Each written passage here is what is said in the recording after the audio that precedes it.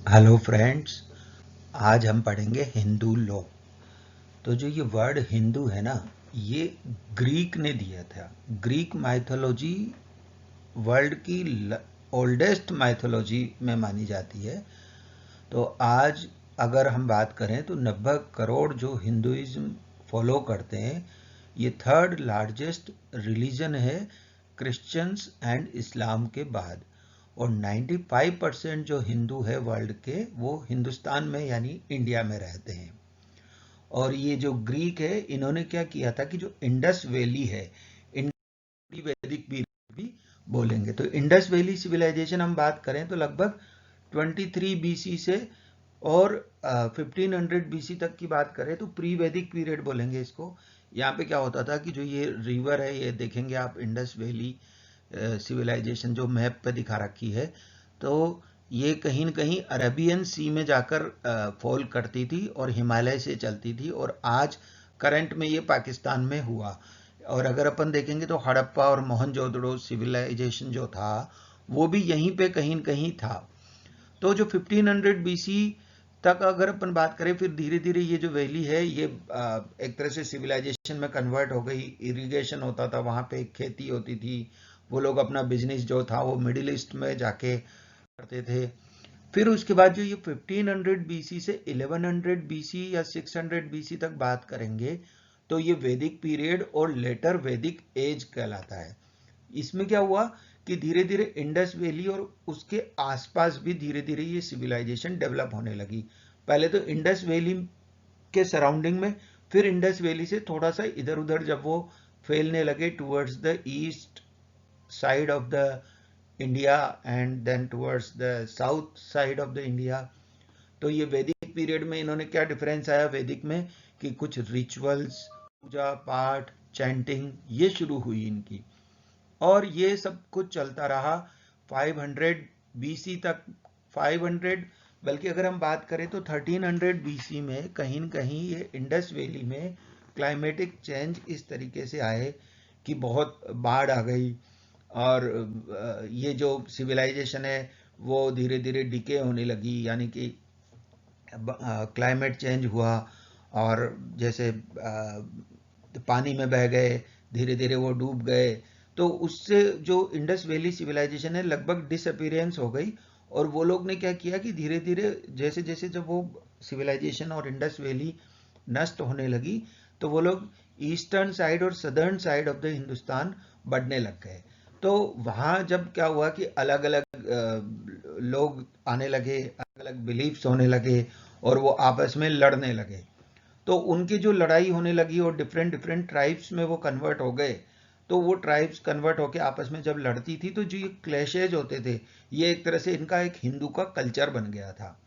और 500 बीसी से 500 एडी तक एक तरह से देखा जाए तो वो लोगों ने काफ़ी ज़्यादा पूरा हिंदुस्तान की तरफ वो बढ़ने लग गए थे, और अलग अलग ट्राइब्स में कन्वर्ट होने लगे। और जो इवन सदर्न साइड के थे उनको द्रविडियंस बोला जाने लगा, और जो नदर्न साइड यानी नॉर्थ इंडिया की तरफ थे उनको आर्यंस कहा जाने लगा। फिर अगर हम बात करें तो 500 एडी के बाद से बुद्धिज्म स्प्रेड होने लगा, जो कि ईस्टर्न इंडिया की तरफ बढ़ते बढ़ते जो ईस्टर्न बेल्ट थी इंडिया की, जो कि चाइना तक चली गई, वहाँ हम देखेंगे कि बुद्धिज्म जो रिलीजन है वो डेवलप होने लगा। और इस तरीके से अगर हम बात करें, फिर 1200 एडी से मुस्लिम पीरियड आने लगा, और कई मुस्लिम स्टेट्स बनने लगे और मुस्लिम रिलीजन का जो स्प्रेड हुआ। तो फिर ये डिफरेंस आ गया कि भाई वो जो हिंदू पहले इंडस वैली के आसपास रहने वाले थे, उनको इंडियंस को इंडस इंडियोज कहा जाने लगा, यानी हिंदुइज्म के नाम से जाना लगा।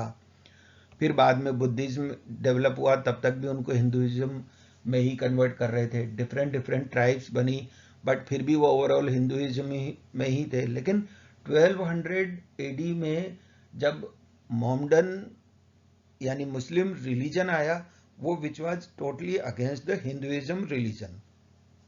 तो वहाँ ये कन्फ्यूजन हुआ कि जो इंडस वैली के सराउंडिंग या इंडिया में जो रहने लगे हैं, वो पहले हिंदुइज्म रिलीजन में फॉलो करते थे, अब मुस्लिम भी आ गए, तो इस्लाम रिलीजन और हिंदू रिलीजन में क्लैश होने लगा। तो फिर ये टेरिटोरियल रिकग्निशन ना बन के और एक रिलीजियस रिकग्निशन हो गया कि जो रिलीजन हिंदू रिलीजन फॉलो कर रहा है वो हिंदू कहलाएगा, जो मुस्लिम रिलीजन फॉलो कर रहा है वो मुस्लिम कहलाएगा। तो 1200 एडी से अगर अपन देखेंगे तो ये मुस्लिम पीरियड होता था, और यहाँ पे अलग अलग हिंदू रिलीजन और मुस्लिम रिलीजन दोनों चालू हो गए थे, मतलब शुरुआत हो गई थी उनकी। और 1459 एडी से अगर अपन देखेंगे तो सिख रिलीजन भी एक और डेवलप हुआ, ऑल्दो ये एक तरह से सब ब्रांच थी हिंदुइज्म की ही। इसको अगर अपन देखें फिर अब 1600 में 31 दिसंबर 1600 को ईस्ट इंडिया कंपनी एक चार्टर लेके आई थी हिंदुस्तान में, और 1612 से 1947 तक ब्रिटिशर्स ने हम पे रूल किया, और थ्रू ईस्ट इंडिया कंपनी फिर कंपनी रूल आया, फिर ब्रिटिश राज आया, फिर प्रिंसले स्टेट्स भी होते थे, और अलग अलग ये रहा। तो ये ब्रिटिशर्स ने जो रूल किया वो 1947 तक किया।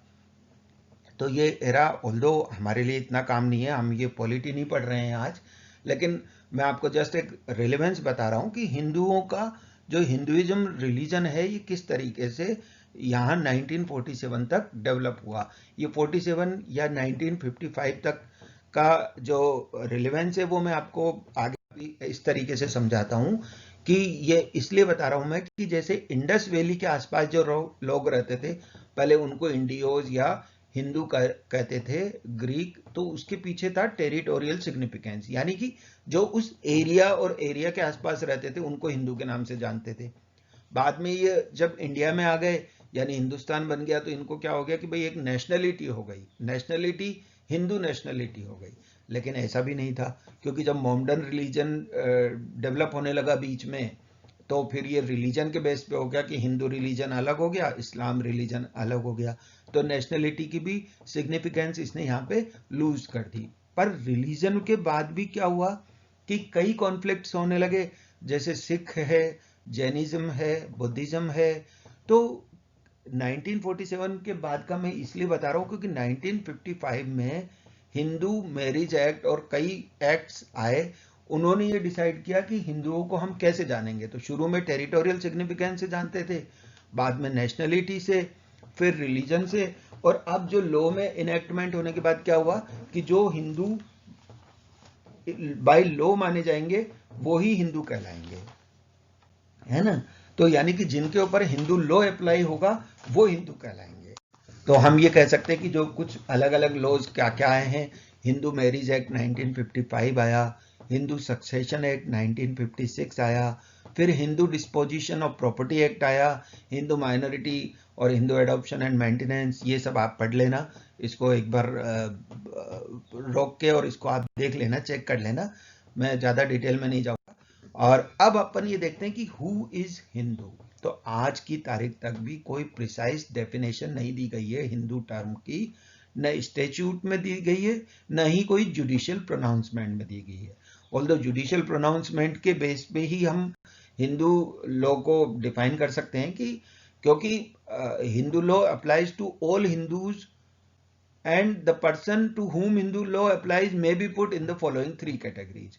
तो इनके बेस पे हम ये कह सकते हैं कि जिनके ऊपर हिंदू लॉ अप्लाई करता है उन्हें हम हिंदू मान लेंगे। तो 3 तरीके से होता है, बाय रिलीजन, बाय बर्थ, या by the understanding that who are not Muslims, Christians, Parsis और ज्यूज, है ना, और दूसरे कोई वो गवर्न नहीं करते हो अदर लॉ से, तो वो भी हिंदू कहलाएंगे। यानी पहले बाय रिलीजन में हम देखते हैं कि जो हिंदू, जैन, सिख और बुद्धिस्ट को फॉलो करते हैं by religion, they will be called Hindu. By birth यानी if any person is born by Hindu parents, चाहे बोथ पेरेंट्स हिंदू हो या कोई एक पेरेंट्स हिंदू हो, लेकिन वो हिंदू अगर आइदर ऑफ द पेरेंट में एक हिंदू है तो उस जो बच्चा पैदा हुआ है उसको एक तरह से हिंदू धर्म के अनुसार बड़ा किया गया हो तो उसे भी हम हिंदू मान लेंगे। और तीसरी जो मैं बता रहा हूँ कि अगर कोई वो मुस्लिम नहीं है, क्रिश्चियन नहीं है, पारसी नहीं है, ज्यूस नहीं है, तो उसे भी हम हिंदू मानेंगे। अब हिंदू बाय रिलीजन से अगर अपन मतलब समझें तो इसका मतलब यह है कि जो किसी इंसान का फेथ अगर हिंदू रिलीजन पे है और वो who practises and profess as Hindu religion, practice यानी वो एक तरह से हिंदू धर्म के सारे रिचुअल्स फॉलो करता हो, अपने आप को हिंदू मानता हो, ही प्रोफेसेज हिमसेल्फ एज हिंदू, तो उसे भी हम हिंदू कह सकते हैं। जैनिज्म, सिखिज्म और बुद्धिज्म को भी हिंदू रिलीजन में ही इंक्लूड किया जाता है, यानी अगर जैनिज्म, सिखिज्म और बुद्धिज्म को फॉलो करने वाले को भी हम हिंदू कह सकते हैं। और अगर हिंदू रिलीजन में ऐसा कहा गया है कि हिंदू बहुत फैनेटिक नहीं माने जाते हैं, यानी ऐसा नहीं है अगर मैं जैसे हिंदू हूं लेकिन मैं रिचुअल्स, प्रैक्टिसेज और प्रोफेस नहीं करता अपने आप को हिंदू, ना मैं ये लगाता, जैसे सपोज करो मेरा नाम प्रशांत अग्रवाल है तो मैं अग्रवाल नहीं लगाता, या मैं हिंदू केवल प्रशांत लगाता हूं, या मेरा नाम ऐसा भी हो सकता है जो कि हिंदू और मुस्लिम दोनों का एक जैसा लगे, तो इसका यह मतलब नहीं है कि फिर मैं हिंदू नहीं रहूंगा। यानी इसमें एक एक्सेप्शन दिया है कि if a Hindu person does not, मतलब a Hindu person does not cease to be Hindu if he does not have faith in Hindu religion. Hindu religion में उसका फेथ होना जरूरी नहीं है, ना ही उसको हिंदू रिलीजन प्रैक्टिस और प्रोफेस करने की जरूरत है, जब तक कि उसने अपने आप को नॉन हिंदू रिलीजन में कन्वर्ट नहीं कर लिया हो, तब तक भी वो हिंदू ही कहलाएगा। तो इसी तरह से एक्सेप्शन में हम देखते हैं कि ये तो एक जनरल बात हो गई, लेकिन जैसे अपन देखते हैं जैनिज्म है, तो जैनिज्म में जैसे वो वेदों में नहीं मानते, ना वो सेरेमनीज और रिचुअल्स में मानते, इवन वो गॉड के एग्जिस्टेंस को भी बिलीव नहीं करते, फिर भी वो हिंदू कहलाते हैं, क्योंकि हमारा हिंदू लॉ कोडिफाई किया हुआ है कि दे will be included in the Hindu law. Sikh है तो सिख के फर्स्ट गुरु जो थे गुरु नानक देव जी, उनके अनुसार तो क्या था, गॉड इज वन। और सिख क्या है, हिंदू वर्शिप को और क्लास डिस्टिंक्शन में बिल्कुल भी बिलीव नहीं करते। क्लास डिस्टिंक्शन तो आप लोग बहुत अच्छे से जानते ही हैं, हमारा हिंदुओं का, हिंदू रिलीजन का ये सबसे बड़ा जो होता है कि शॉर्टकमिंग है कि हमारे यहाँ क्लास डिस्टिंक्शन बहुत ज़्यादा होती है, एक एससी होगा, एक एसटी होगा, एक ऊंची जात का होगा, एक नीची जात का होगा, और ये जो क्लास डिस्टिंक्शन है इसकी वजह से ही इतनी प्रॉब्लम्स और पॉलिटिकल डिस्टर्बेंसेज हैं, और जो आपस में जिस तरीके से even amongst the Hindu religion जो डिफरेंसेज है वो लोगों में, उसका पीछे बहुत बड़ा रीजन ही क्लास डिस्टिंक्शन है। खैर एनीवे हमारा ये टॉपिक आज नहीं है। तो सिख में सिख भी नहीं मानते, लेकिन फिर भी इनके ऊपर हिंदू लॉ अप्लाई होता है। ऐसे बुद्धिस्ट की बात करें तो Buddhism preaches practically total negation of life, यानी वो लाइफ को टोटली निगेट करते हैं, यानी they believe in sacrifice, still they are govern by Hindu law. अब अपन बात करते हैं what are the effects of conversion, reconversion, यानी अंडर हिंदू लॉ अगर एक तो जो रिलीजन फॉलो कर रहा है, those who persons follow Hindu, Jain, Buddhist or Sikh by birth, they will called Hindu, and then the person can become Hindu through conversion also. तो Hindu law में although there is no this kind of practice that कोई भी बंदा आए और अपना धर्म बदलकर हिंदू धर्म में कर ले, ऐसा कोई यहाँ पे इस तरह की कोई प्रैक्टिस अडॉप्ट नहीं होती है, लेकिन धर्मशास्त्र में ये कहा है कि Hindus are born and can not be converted. लेकिन फिर भी अगर कोई बंदा कोई स्पेसिफाइड सेरेमनी के थ्रू जाता है और अपने आप को हिंदू धर्म में कन्वर्ट करना चाहता है, तो वो हिंदू रिलीजन अडॉप्ट कर सकता है।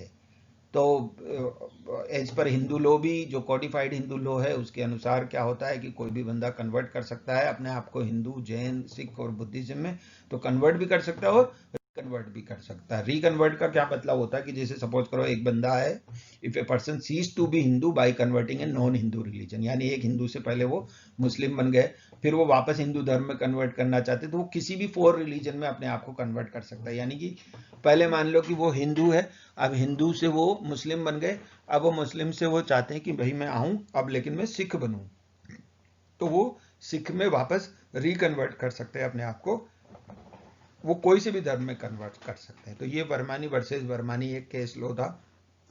एक बात आती है रिकन्वर्जन ऑफ एससी एसटी। अगर कोई एससी हिंदू पर्सन है वो अपने आप को कन्वर्ट करता है क्रिश्चियनिटी में या मुस्लिम रिलीजन में, फिर वो वापस अपने आप को हिंदुइज्म में कन्वर्ट करना चाहता है, तो वो और उसके बच्चे अगर एससी यानी शेड्यूल्ड कास्ट में तभी माने जाएंगे जब उस कास्ट के मेंबर्स उसको एडमिट कर लेते हैं अपनी कम्युनिटी में। एक केस लो है यहाँ पे मोहनदास वर्सेस देवास्वान बोर्ड। इसमें ये हुआ है कि if a person declares that he is a follower of Hindu faith and such declaration is bona fide and not made with ulterior motive then he becomes Hindu by conversion. यानी यहाँ कोई फॉर्मल सेरेमनी की भी जरूरत नहीं है। अगर वो खुद अपने आप को डिक्लेयर कर देता है कि मेरे को हिंदू रिलीजन में फेद है और वो बोनाफाइड तरीके से और बिना किसी अल्टीरियर मोटिव के करता है तो वो हिंदू माना जाएगा बाय कन्वर्जन।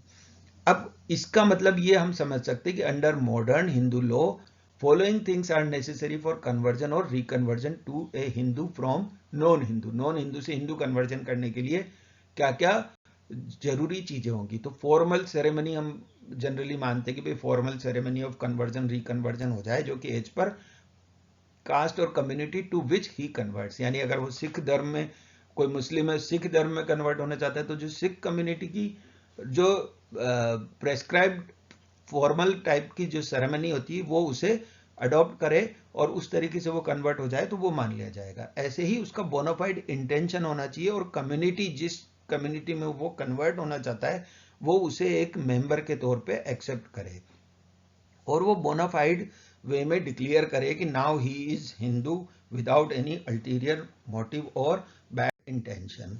अब दूसरी बात आती है हिंदू बाय बर्थ। यानी हिंदू बाय बर्थ में अगर उसके दोनों हिंदू पेरेंट्स हों और अगर कोई एक पेरेंट हिंदू हो लेकिन he is brought up as Hindu, उसे एक तरह से हिंदू धर्म के अनुसार बड़ा किया गया हो तो वो भी हिंदू कहलाएगा। तो this applies amongst any of four religion. यानी अगर वो चारों धर्म जो हमने डिस्कस किए हैं उन चारों पे ये अप्लाई होता है। This applies for both legitimate and illegitimate children. यानी ये लेजिटिमेट चिल्ड्रन हो या इलेजिटिमेट चिल्ड्रन हो दोनों के ऊपर ये अप्लाई होगा। अगर किसी चाइल्ड की बर्थ होने के बाद कोई भी दोनों पेरेंट्स या कोई एक पेरेंट्स नॉन हिंदू में कन्वर्ट कर लेता है अपने आप को तो भी चाइल्ड है वो हिंदू ही माना जाएगा जब तक कि कोई पेरेंटल राइट एक्सरसाइज करने के बाद वो जो बच्चा है वो नॉन हिंदू में कन्वर्ट ना हो जाए। यानी कि अगर दोनों पेरेंट्स या उनमें से कोई एक पेरेंट्स है वो हिंदू धर्म से नॉन हिंदू कन्वर्ट हो जाता है तो भी बच्चा तो हिंदू ही माना जाएगा। लेकिन अगर पेरेंटल राइट वो एक्सरसाइज करते हुए उस बच्चे को भी अगर वो नॉन हिंदू में कन्वर्ट करना चाहें तो वो कर सकते हैं। अब यहां हम समझ सकते हैं कि in the above case legitimate child के लिए father can exercise this right जबकि इलेजिटिमेट चाइल्ड के लिए only mother can exercise this right. अब बात कर रहे हैं हम तीसरी बात है जो person who are not Muslim Christian Parsis और Jews by religion will also be called Hindu as per Hindu law. तो राजकुमार वर्सेस बारबरा में एक केस था कि a person who is not Muslim Christian Parsi और Jew is govern by Hindu law unless it is proved that Hindu law is not applicable to such person. यानी अगर उसके पास वो if he that person is not governed by any other law तो उसके ऊपर Hindu law होगा apply. Marriage with a non Hindu अगर कोई कस्टम परमिट करता हो तो एक हिंदू पर्सन है वो नॉन हिंदू वुमन से शादी कर सकता है और उसके चिल्ड्रन और वाइफ है वो भी हिंदू माने जा सकते हैं। अब applicability of Hindu law over scheduled tribes. यहाँ शेड्यूल्ड कास्ट और शेड्यूल्ड हम बात कर रहे हैं शेड्यूल्ड ट्राइब्स से। तो जो प्रोविजन है कोडिफाइड हिंदू लॉ वो शेड्यूल्ड ट्राइब्स पे एप्लीकेबल नहीं होता within the meaning of clause 25 of article 366 of constitution of India. यानी शेड्यूल्ड ट्राइब्स क्या है who were governed by Hindu law prior to codified Hindu law will continue to be governed but only as per uncodified Hindu law। यानी हम ये बात करें कि जो ये कोडिफाइड हिंदू लॉ है ये शेड्यूल्ड ट्राइब्स पे एप्लीकेबल नहीं है। लेकिन अगर वो जो शेड्यूल्ड ट्राइब्स है वो शुरू से ही अपने आप को हिंदू धर्म या हिंदू रिलीजन का फॉलोअर मानती रही तो जो अनकोडिफाइड हिंदू लॉ था तब से वो अपने आप को हिंदू रिलीजन में मान रहे हैं तो उनके ऊपर जो भी लॉ गवर्न होगा वो अनकोडिफाइड हिंदू लॉ के अनुसार ही गवर्न होगा।